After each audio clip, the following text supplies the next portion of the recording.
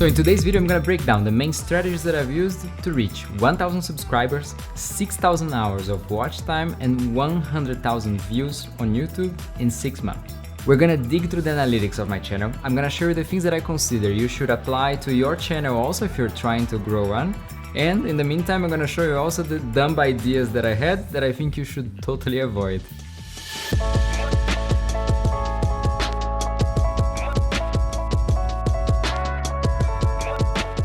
E aí, I'm Andre, a Brazilian photographer and filmmaker living in Italy, and in this channel I help you with the tech tools to be creative. And this video is also to thank you guys that have been part of this journey, and I hope that I can give back to you some tips and insights on what have I done so far to grow this channel until this point.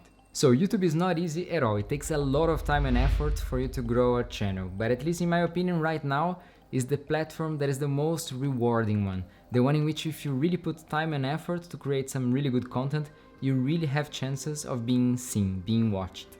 And I attribute this mainly to YouTube and Google being such good search engines. If you do good content, their intent is really to serve this content for whoever's searching. It's a win-win situation.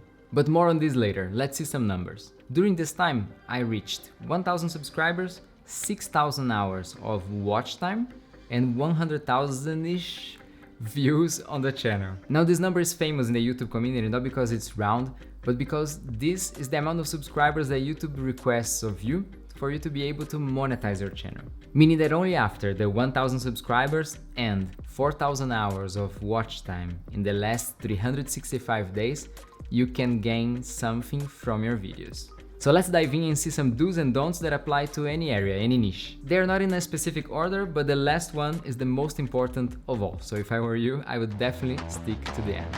Do not focus on equipment, but invest on the right thing. So first of all, content is key. So you should spend the most of your time researching, scripting, really knowing what you're gonna talk about. But talking equipment here really applies the Pareto principle, saying that 20% of your efforts are gonna mean 80% of your results. So you should totally focus on two main things: audio and light. Watching a video in which the light is flickering or it's too dark is just a not good experience. But at least it doesn't crack as much your video as audio. If it's too low, there's crackling, there's some kind of noise in the background. If people cannot understand you clearly, it's much easier to simply find another video to watch than trying to get what you're saying. So audio is the main thing you should be focused when you're starting out. I've got some cool videos about microphones that you can check up here if you're interested. Do not engage on YouTube groups. So when you're starting, you find out that there are these groups in which people exchange comments, views, and this kind of stuff. And it may sound counterintuitive, but these groups, they harm your channel much more than they help you out. YouTube is much smarter than we think, and it detects if it's the same people commenting all the time, if they're coming all at once, if they're coming, watching some seconds, subscribing, and then going away immediately. And then later on, you're gonna pay a heavy price for this. Especially because of one metric that YouTube takes a lot into consideration to recommend your channel, which is the retention time. Meaning how long you keep your viewers entertained watching your videos. The more they stay on the platform, the more ads they see, and the more money YouTube makes. So if people from these groups are coming to your channel, they are watching 5 seconds out of a 10 minutes video and they are going away, it's just telling YouTube that there's something really strange going on with your channel and with those videos, and it's just not gonna recommend it to anyone. It doesn't make sense. So just focus on the content and forget about this group. Spare no effort if you think you're onto something. So slowly you begin to realize some videos are doing better than the others and that your audience is more interested in a topic than another. So what you can do is simply make some more videos about that same content and create kind of like an ecosystem in your channel. There are many ways you can keep your viewers within your channel. So you can put cards on top of the channel in the middle of the video. You can link things in the description. YouTube automatically is going to position some of your videos and some related videos in the bar here on the left. And you can also add an end screen to your videos in which YouTube automatically chooses the best video, the best fit for that viewer from your channel.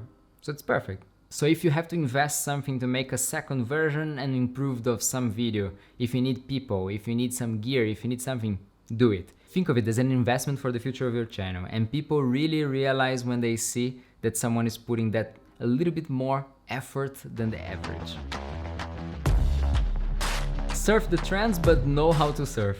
Surfing the trends in the beginning is a very good tactic because you're gonna be using some topic that is hot right now, meaning that there's people searching for it. And what's interesting is that if you search for anything on YouTube, you're gonna see that it's not ordered by the amount of views. It's not the most important metric. They're using many different things in their algorithm to try to serve the best content, the best fit for each viewer. So if your content is really good and you're amongst the first ones to publish about something, you can be sure that you're gonna get views. But there's a trick to it, and I've done some good surfing and some really bad surfing. The ones that I think that I did a good surfing were the ones in which I had things to add myself because I had experience in that topic and I had a way to show it. So a practical example, my second video on the channel was about Luminar AI, which is an editing software. I have a lot of experience with editing softwares and I knew that within a short period of time I would be able to test the software and make a comparison, make a first impressions video about it that would have really good content. So I downloaded and published it within 2 days, I think, of the launch.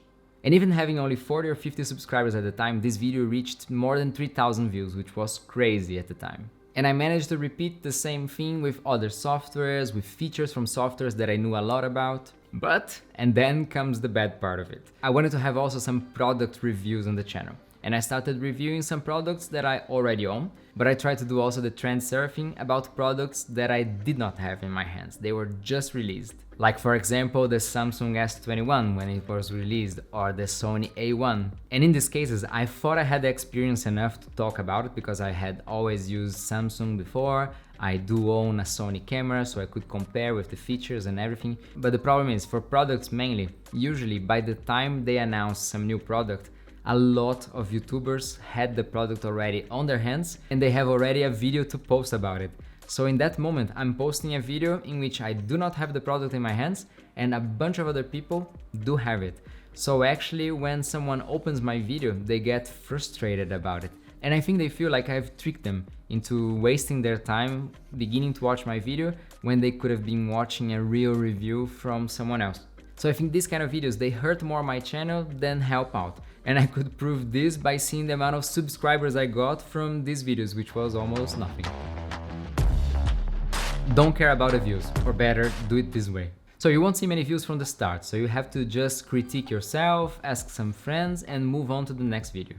On the analytics, you're gonna see how well your video is performing, but the best information there is where YouTube shows you how is it performing against the other 10 last YouTube videos you posted. You're not competing with other people, you're competing with yourself to improve. So this is the most important metric that you're gonna find in analytics in the beginning. If you see that the retention time is way lower than the other videos, or maybe the views are way lower, or the click-through rate, meaning how many people are actually clicking on your thumbnail and going to watch your video. So all of these things are gonna indicate that there's something off with that video in comparison to the others. So you can still adjust some stuff. Another practical and sad example from my channel is that in some videos I was noticing that the retention time was very low, and mainly these were the videos in which I had invented something trying to be funny in the intro and making it way too long in a way that people were not waiting anymore to get to the content itself. Instead of just jumping to the content, they were simply abandoning the video thinking that it was not worth their time. So finally, I decided to adopt a very quick intro, but explaining what I was going to do, maximum 30 seconds for the content to begin. And it's been working much better this way. I'm not saying you have to do the same, but you do have to pay attention to how your videos behave according to your audience. Interaction and community are key. Commenting seems something really easy to do. You just type in some words, press enter and it's gone. But actually, to make someone comment on your videos, you really have to touch something more. You have to reach them in a way that they feel like they need to comment something good or bad, it doesn't matter, but that it reached another level of communication with them. So feeling it was important, I started going really deep into the comment section and answering even the most complicated questions people were making about very specific cameras or models of computers, going into their websites and datasheets and stuff, just to be able to answer every single one of them. And I really feel that the people connected with me because of that. They felt that I was really spending my time to try to help them out. And I could notice that later on, especially in the beginning, since not many people are commenting, you see people are coming back and you begin to recognize people again. And it's crazy to think that you're in your studio or in your house and you're making a video and there's someone else in another side of the planet that now recognizes you and almost feels like they know you. And it's also crazy to think that some of these people are watching you, are looking at you for more than 10 minutes. I think probably it's impossible to keep up with too many comments after a while, so keeping all this dedication after a certain stage of the channel is probably going to be very difficult, but I'm just gonna try as much as I can, and I think that you guys should too, especially in the beginning. And by the way, I just wanted to add here a thank you to everyone that wrote any kind of comment or liked the videos or something like that. It really helps. And in the moment that you receive it, it's so nice. It really pushes you, especially in the beginning when you're not gaining anything from it. You're just spending your time. It's so good. It's just a crazy feeling, and you guys helped too much. Thank you. And now the most important tip of the day. Post the first video. Well, post the first video and keep posting. But the most important thing is to post the first video. We tend to overthink too much. Like, what is this channel gonna be about? What am I gonna talk about in this one? How is gonna be the scenario? How am I gonna appear on the screen? What should I wear? Actually, this first video, it doesn't matter. This first video is just for you to begin moving. I don't have any official statistics about that, but I think that no channel on the planet continues doing the videos the same way they did with the first video. You're gonna find out so much stuff that you're not even thinking about right now. Look at the lens, don't look at the screen, where to position the microphone, where to position the light, how to script it better, should I read or should I just memorize or should I just do it like improvising?